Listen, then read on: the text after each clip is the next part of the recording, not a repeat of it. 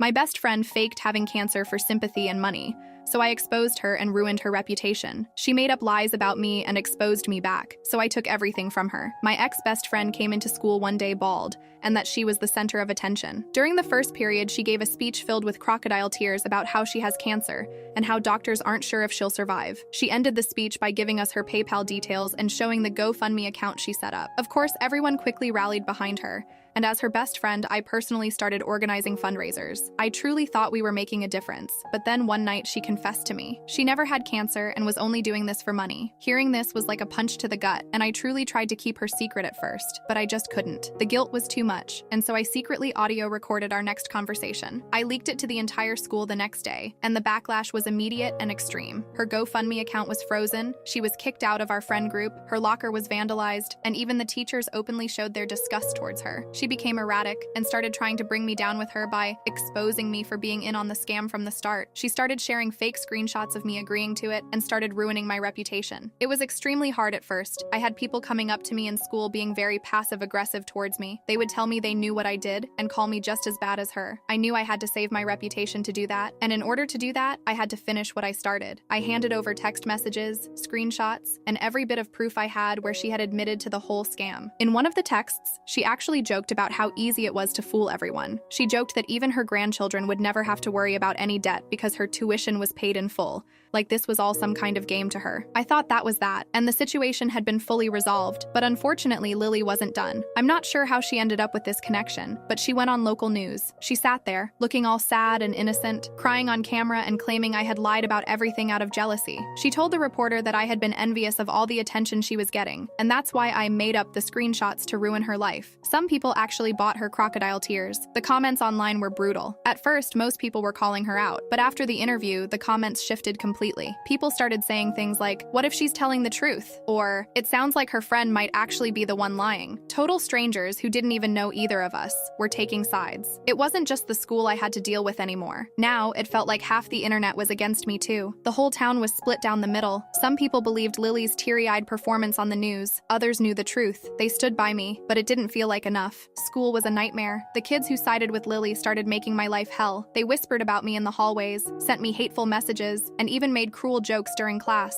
I'd find notes in my locker. They would call me a loser, or say that I should just admit that I was lying. It felt like everyone had picked a side, and most of them weren't on mine. I was completely alone. Friends who used to have my back suddenly avoided me. I knew they were afraid of being caught in the middle. Even the teachers seemed to tiptoe around the situation like they didn't want to get involved. And Lily acted like she had already won. She walked around school with this smug expression, surrounded by people who believed her and soaked up the attention. I could see it in her eyes. She thought she was untouchable. She would also talk about how she would feel weak some days because she said she had recently had chemo, and people would bring her plenty of gifts to school. They showered her with money and food. One girl even gave her a new designer purse. Her mom said that she wanted her to have it and thought it would be nice to have it since tomorrow was never promised. It seemed pretty rude at the time to tell her that she basically only gave it to her because she was going to die, but I wouldn't care. So I'm sure Lily didn't since she was faking the whole thing anyway. Nevertheless, I would have killed for that bag. After days of isolation, I knew I had to do something. Something in me couldn't let it go. I knew I had to keep digging because the truth was right there. One night, I stayed up late, combing through every bit of social media I could find. I looked at the GoFundMe updates,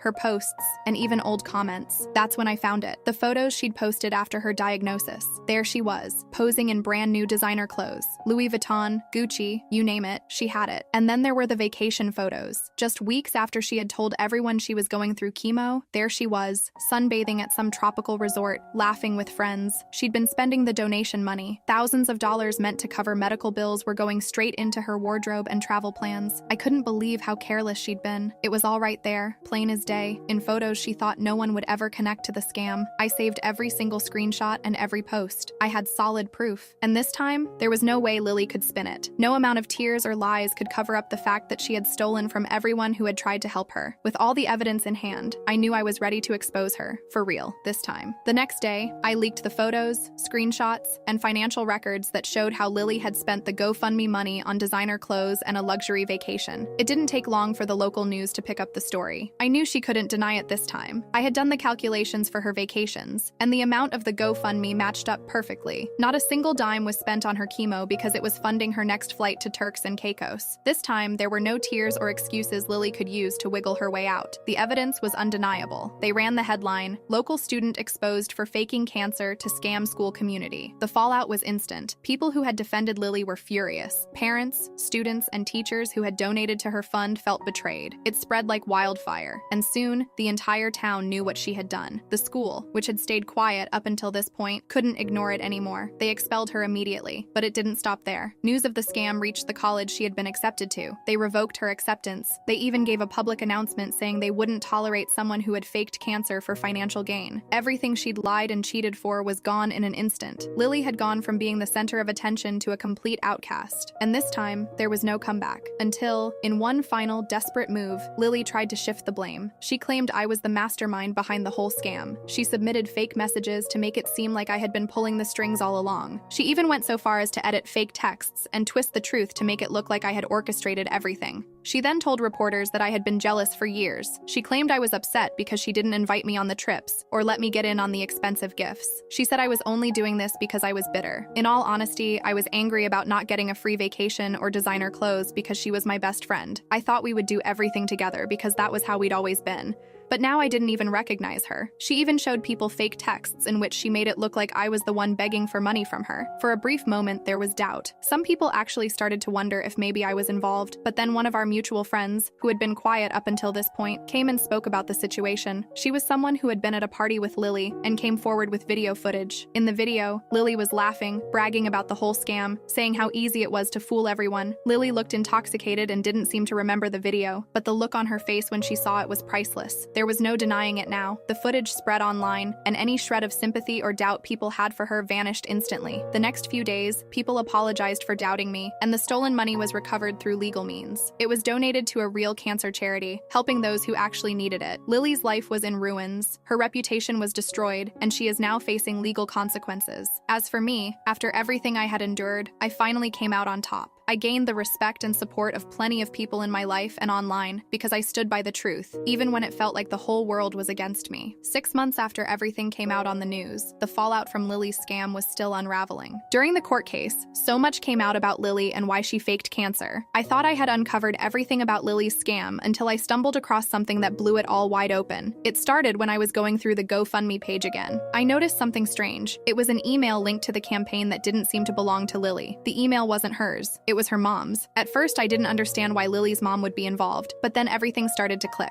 I did some digging, and it turns out her parents had gone through a messy divorce. They'd kept it under wraps, but the financial strain was real. Her mom had been struggling to keep the house, and that's when it hit me. The cancer scam wasn't just for Lily's college tuition. Her mom was in on it too. She was desperate to save the house. They'd created this whole thing together and raked in the money to cover bills and avoid losing their home. When I confronted Lily, she didn't even deny it. She broke down and admitted that her mom had helped her every step of the way, from creating the fake diagnosis to setting up the GoFundMe. "We had no choice," she said. "We were going to lose everything." Lily and her mom were charged with fraud, and the legal consequences started piling up. The GoFundMe money, which had been frozen months earlier, was ordered to be repaid. Since they had already spent most of it on designer clothes, vacations, and house payments, the court mandated that everything they had bought with the stolen funds be liquidated. Lily's mom had to sell their house to cover the debt. What really hit hard was seeing the "for sale" sign go up in front of their home. They were forced to downsize, moving into a small apartment on the outskirts of town. The whole community knew what had happened, and no one had any sympathy left for them. Lily now had a criminal record hanging over her. Even community college seemed out of reach. For a brief moment, after everything that had happened, I almost felt bad for Lily. Watching her family lose their home and seeing her future crumble,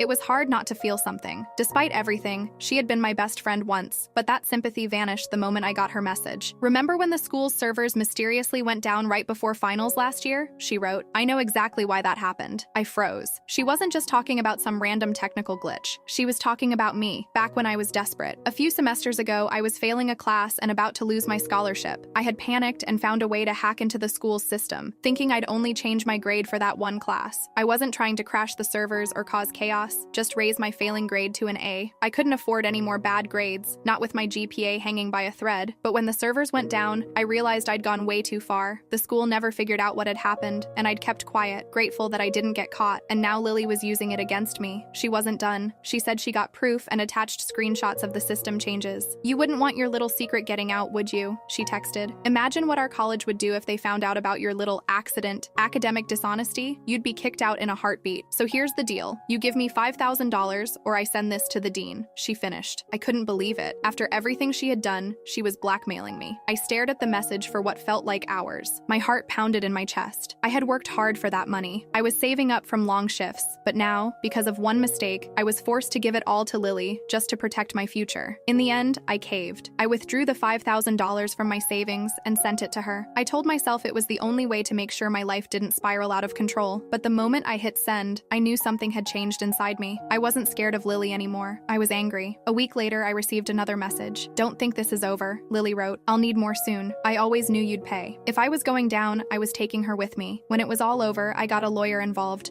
explaining the hacking incident and how it happened. I came clean about everything. Surprisingly, my honesty worked in my favor. The school punished me with academic probation, but they didn't kick me out. I'm assuming because of the fact that it was Lily who I was up against. They could see that I was genuinely trying to move past my mistake. As for Lily, her blackmail attempt backfired. She was arrested for extortion, and her involvement in the scam left her with no more chances. Any sympathy she might have earned vanished for good. I may have lost $5,000, but I gained my freedom back.